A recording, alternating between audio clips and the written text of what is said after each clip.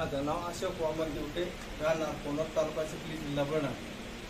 माझा माल 100 रुपयानं मागितला होता, परंतु आम्ही दिला नाही. आम्ही 150 प्लस 100 मागितला होता, पण आम्ही दिला नाही. आम्ही इथं आणला. इथं आणल्याच्या नंतर आपल्याला काय जाणवलं की मार्केटमध्ये कशा पद्धतीचा फायदा होतोय आणि जागेवरती कशा पद्धतीने लूट होते. त्याने 150 प्लस घेतला असता, पण निवडूनच माल घेतला असता, बाकीचा तसं नाही राहिला. म्हणजे त्यांनी साधारणतः 30-40% रिजेक्शन केलं असतं. हो, 60% तुमचा माल नेला असता. हो.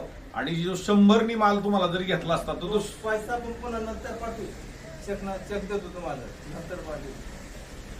आता तुमचे जर संबंध असतील वर्ष 2 वर्षाचे 4 वर्षाचे तर तुमचे पैसे आपल्याला टायमिंगला येतील. पण जर पैसेच नाही आले तर आपण जागेवरच्या व्यवहारात कुणाकडेही दखल घेऊ शकत नाही.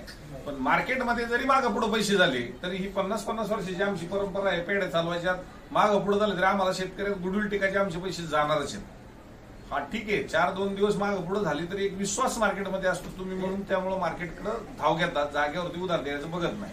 जर रोख दिलं तर तो रोखीमध्ये रेट ढासळतो आणि रेट ढासळून आपल्याला मग आपलं नुकसान होतं.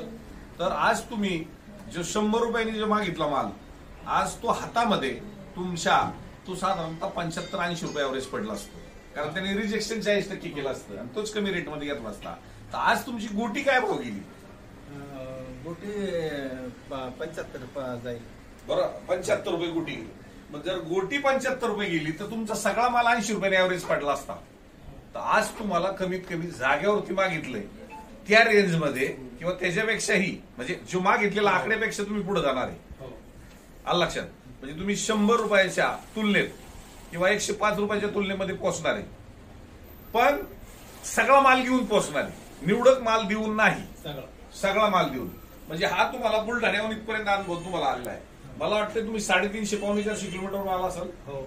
350 450 किलोमीटर तुम्ही आलेला आहे. आणि 450 म्हणजे मी महाराष्ट्रातून कोण किती किलोमीटर येतोय, म्हणजे गाव सांगितलं मी किलोमीटर सांगतोय. का सांगतोय? कारण तुम्ही आता एवढ्या लांबून येऊन एवढ्या शहराच्या ठिकाणी ट्रॅफिक मध्ये पोहोचून तुम्ही समाधानी आहात. आणि ह्या समाधानासाठी आम्हाला लोकांनी बुलढाणा, जालना, बीड किंवा धुळे, नाशिक यांनी आम्हाला उत्तर महाराष्ट्रासाठी मार्केट टाकायला लावलं नाशिकला.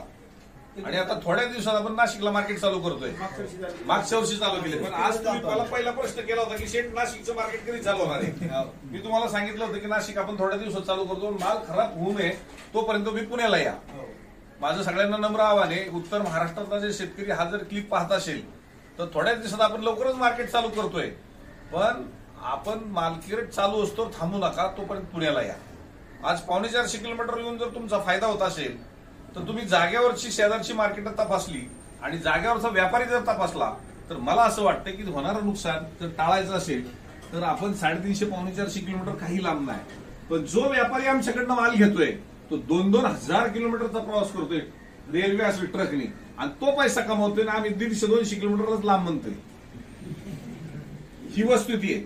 त्यामुळे आज तुम्ही इथं समाधानी झालेला आणि ह्याच्यापेक्षाही समाधानी तुम्ही नाशिकमध्ये आल्यानंतर अजून होणार आहे, कारण तुम्हाला अंतर जवळ आहे, रस्ता चांगला आहे. पण पुण्यामध्ये एवढ्या ट्रॅफिक मध्ये तुम्ही पोचून जर समाधानी होत असाल तर आमची पोच पावती ही तुमच्यापर्यंत तुमच्या रूपानं ही चांगली मिळते आणि आम्हालाही समाधान वाटतं की आम्ही आलेल्या शेतकऱ्याचं एक समाधान करू शकलो आणि त्याचे 2 पैसे वाढू शकलो. बरोबर.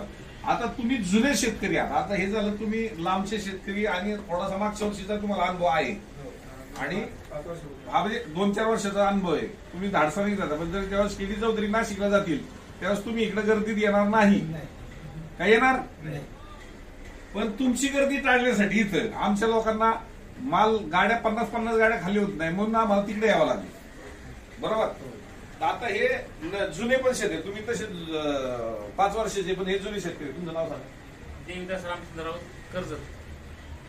आमचं 100 रुपयाने जागा मागितला माल, तो जे 100 रुपयाचा माल होतो 125 रुपयाने इथं गेला आणि ते सरासरी 90 रुपयाची सरासरी पडली. बरोबर. म्हणजे त्यांनी 100 रुपयाने काढला असता तो 125च्याच नापात काढला असता. 125चा माल घेऊन गेला, बाकीचा माल तसाच ठेवला असता. आणि 100चा अनुभव भरपूर आहे. त्यामुळे आम्ही काय फक्त अंदाज काढून देत होतो व्यापाऱ्याकडून, आपलं घेऊन यायचं मार्केटला.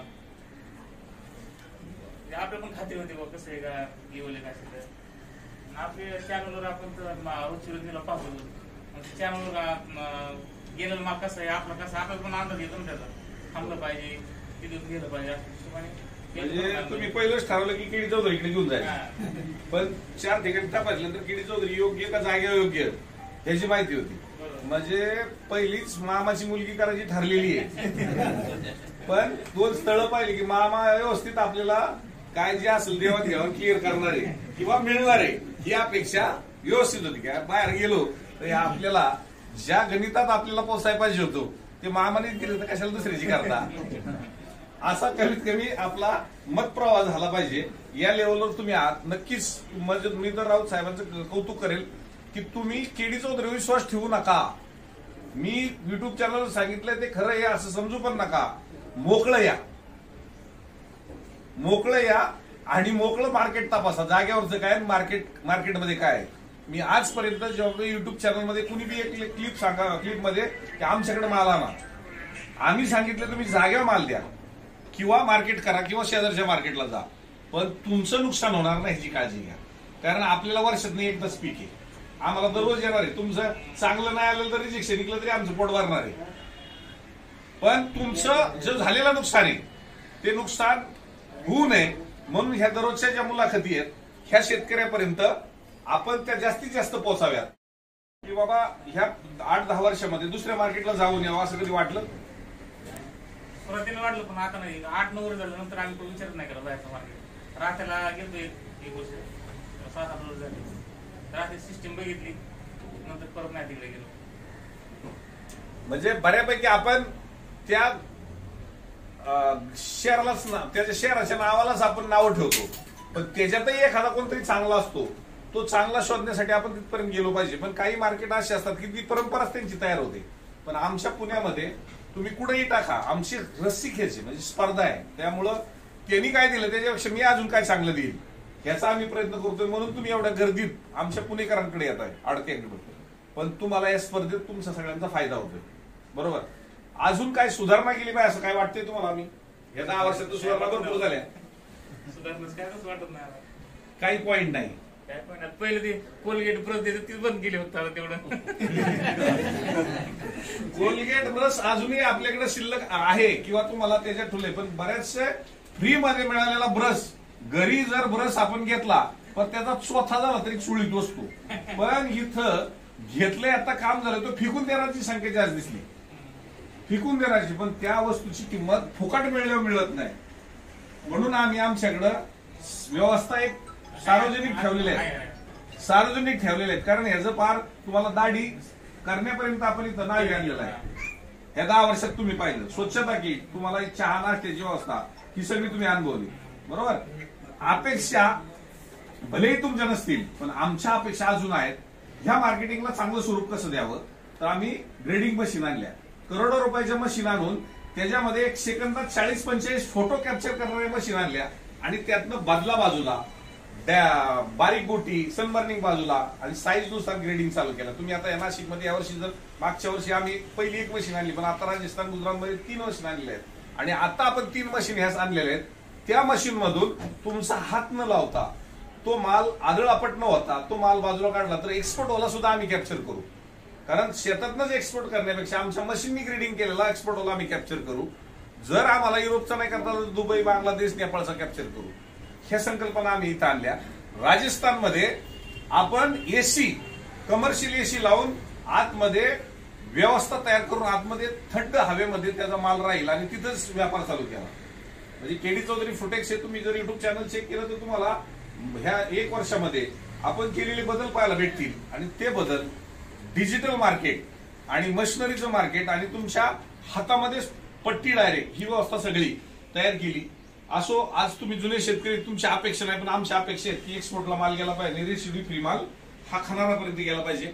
आज बऱ्यापैकी बुलढाणा मधून आलेल्या शेतकऱ्यांनी आणि आज श्रीगोंद्यामधून इथं कर्जत तालुक्यातून आलेल्या नगर जिल्ह्यातल्या शेतकऱ्यांनी जी चर्चा करून सहभाग आज घेतला आणि आपल्यापर्यंत अनुभव दिले की जागेवर होणारा तोटा जर टाळायचा असेल तर केडी चौधरी या युट्यूब चॅनलवर तर आपण नक्कीच पाहताय.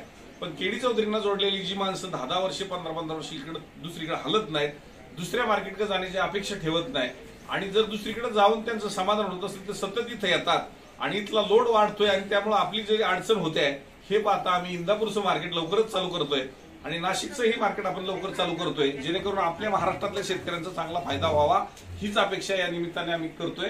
धन्यवाद.